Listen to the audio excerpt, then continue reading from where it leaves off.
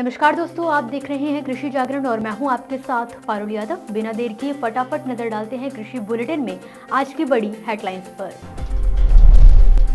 अब कितने भी दिन सब्जियों को स्टोर कर सकेंगे किसान? करनाल में आई इंडो इजराइल कृषि मशीन। उत्तर प्रदेश के कृषि मंत्री ने किसानों से की खास अपील, रबी फसलों का बीमा कराने के लिए किया आग्रह। योगी आदित्यनाथ ने 3 दिवसीय महोत्सव का किया शुभारंभ। श्री अन्न को एमएसपी पर खरीदने की दी जानकारी। दिल्ली के इस युवा ने ढूंढ निकाला पराली का समाधान, बनाया थर्माकोल का विकल्प। अब मोबाइल पर ही किसानों को मिलेगी हाईटेक खेती की जानकारी। कृषि विभाग ने की खास पहल।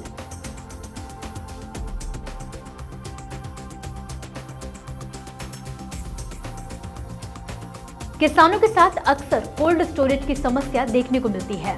जब बाजार में सब्जियों और फलों की भरमार एक साथ हो जाती है तो दाम एकदम से नीचे आ जाते हैं, जिसके चलते कई किसानों को नुकसान उठाना पड़ता है। जहां बड़े बड़े किसान तो अपनी सब्जियों और फलों को स्टोर कर लेते हैं, तो वहीं छोटे किसानों के लिए मुसीबत खड़ी हो जाती है। ऐसे में किसानों की समस्या को दूर करने के लिए हरियाणा के करनाल के घरौंडा स्थित इंडो इजराइल सब्जी उत्कृष्ट केंद्र में किसानों के लिए खास ड्रायर मशीन का विकल्प पेश किया गया है, जिसमें किसान अपनी सब्जियों को काटकर ड्रायर मशीन के माध्यम से ड्राई करेंगे और फिर एयर टाइट पॉली बैग में भरकर रखेंगे और बाद में जब बाजार में अच्छे रेट पर सब्जियां बिकेंगी तो वो आसानी से उस समय बेच सकेंगे। आपको बता दें कि फिलहाल यहाँ इंडो इजराइल सब्जी उत्कृष्टता केंद्र में 4 ड्रायर मशीनें पहुंची हैं, जिनका फिलहाल सब्जी विशेषज्ञ सब्जी को ड्राई करने और पैकिंग करने का डेमोन्स्ट्रेशन करेंगे और अगर सब कुछ सही पाया गया तो इन्हें आगे रिकमेंड किया जाएगा। कहा जा रहा है कि अगर ये मशीनें बेहतर साबित होती हैं तो किसानों को कई परेशानियों से राहत मिल सकेगी। बुलेटिन की बाकी खबरों को विस्तार से बताएंगे, लेकिन उससे पहले मैं आपको बताना चाहूंगी कि कृषि जागरण द्वारा दिसंबर महीने में millionaire farmer of India award आयोजित किया जाने वाला है, जिसका फिलहाल रजिस्ट्रेशन शुरू हो चुका है। अगर आप भी एक बेहतरीन किसान हैं और खेती में नए आयाम हासिल कर रहे हैं तो बिल्कुल देर ना करें और वीडियो के डिस्क्रिप्शन बॉक्स में दिए लिंक पर जाकर अपना रजिस्ट्रेशन जरूर करें। साथ ही आप लिंक पर विजिट करके इस अवार्ड से जुड़ी सारी जानकारी भी हासिल कर सकते हैं। खरीफ हो चाहे रबी, बदलते मौसम और प्राकृतिक आपदाओं के चलते कई बार फसलें बर्बाद हो जाती हैं, जिसकी वजह से किसानों को भारी नुकसान उठाना पड़ता है।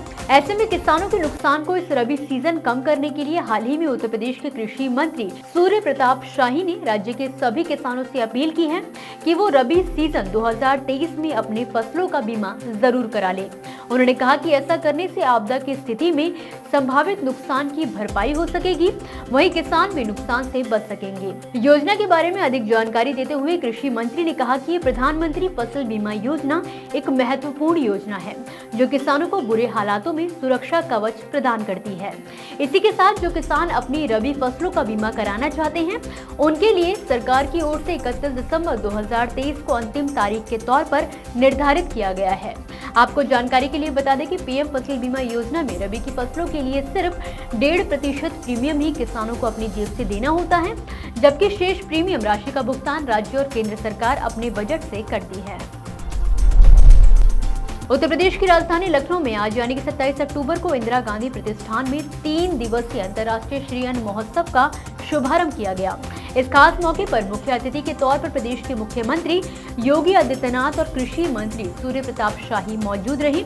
दोनों ने साथ में न केवल श्री अन्न प्रदर्शनी को देखा बल्कि अंतर्राष्ट्रीय मिलेट्स वर्ष 2023 के उपलक्ष्य में उत्तर प्रदेश मिलेट्स पुनरुद्धार कार्यक्रम के अंतर्गत श्री अन्न महोत्सव तथा राज्य स्तरीय श्री अन्न प्रदर्शनी एवं कार्यशाला का भी शुभारंभ किया, जहां कार्यक्रम की शुरुआत में कृषि मंत्री सूर्य प्रताप शाही ने जानकारी देते हुए बताया कि राज्य के सीएम के नेतृत्व में यूपी के करीब 30 जिलों में मिलेट्स के अनाजों की खरीद एमएसपी पर की जा रही है। आदरणीय प्रधानमंत्री नरेंद्र मोदी जी के पहल पर अंतर्राष्ट्रीय मिलेट वर्ष 2023 मनाई जा रही है और इसमें भारत की बहुत बड़ी भूमिका है और इस नाते उत्तर प्रदेश राज्य सरकार ने इस बात को, योगी जी सरकार ने ये तय किया है कि हम अगले 4 वर्षों तक इस कार्यक्रम को उत्तर प्रदेश श्री अन्न पुनरुद्धार योजना कार्यक्रम के माध्यम से हम चलाएंगे।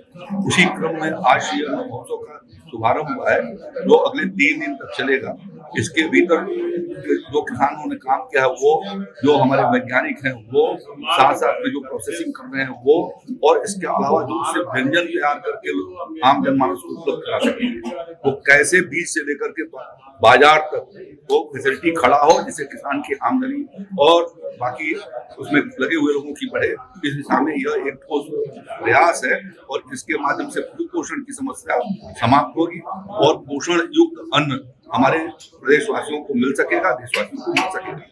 और इतना ही नहीं, उत्तर प्रदेश के 18 कृषि विज्ञान केंद्र को उत्तर प्रदेश कृषि अनुसंधान केंद्र के माध्यम से मिनी एक्सीलेंस सेंटर बनाए जाने की शुरुआत की गई है। वहीं श्री अन्न को लेकर उत्तर प्रदेश के ग्रामीण इलाकों में कुटीर उद्योग खोले जाएंगे, जिसको लेकर मुख्यमंत्री द्वारा एक खास योजना बनाने को लेकर भी निर्देश जारी किए गए हैं।